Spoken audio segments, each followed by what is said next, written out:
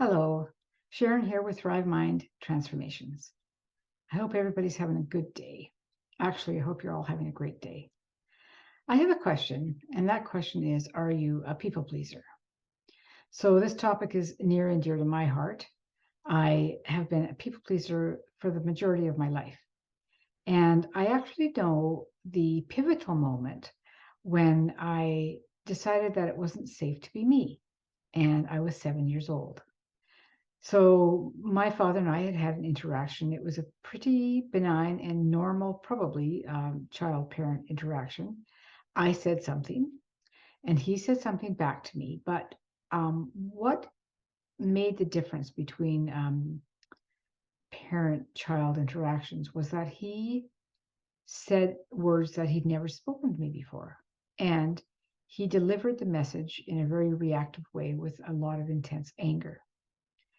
So there are two reasons I believe why this was so impactful for me. And one is that I pick up on people's energy really strongly. And I also really don't like, and I don't think any of us do, the harshness of words and the feeling that comes with it. So at that moment, and I don't believe it was conscious because of my age, but it was, ooh, I'm not going to do that again. I'm not going to say that again.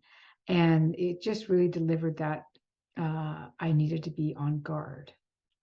So before I carry on just about the people pleasing aspect, I just want to say this isn't about victim mode and it's not about blame. Um, we are human beings. We all react in these ways, both taking information in and providing information to others. And I do believe that when people react in the way that my father did, for example, it's basically out of the purpose really is to control the situation. But the reasons behind it are much more in depth than that. And they are often around things like why past experiences. Someone's been hurt by it, or they just don't want to. It goes against judgments, their values, but I do believe the underlying current often is hurt. So again, it's not malicious, but it's a way of controlling the situation. And for sure, prior to 7 years old, I had been told not to be a certain way and not to do that or say that.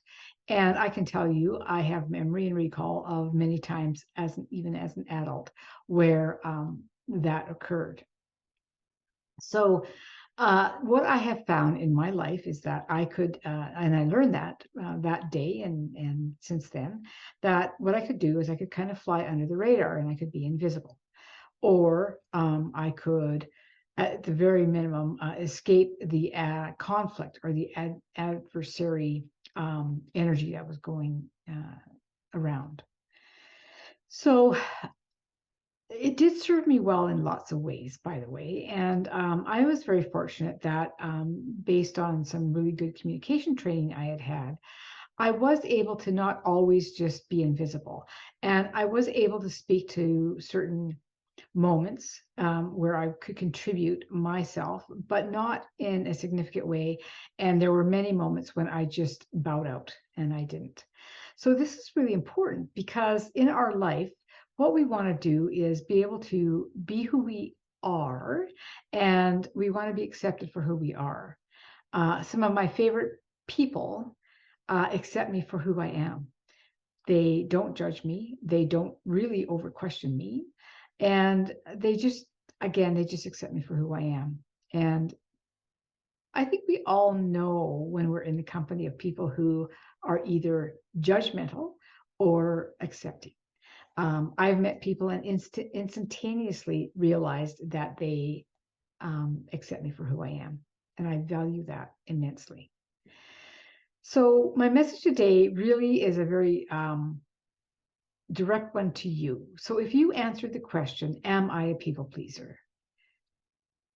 Please really think about this statement. You are as valuable as all the people you're trying to please. It's an important realization that came to me.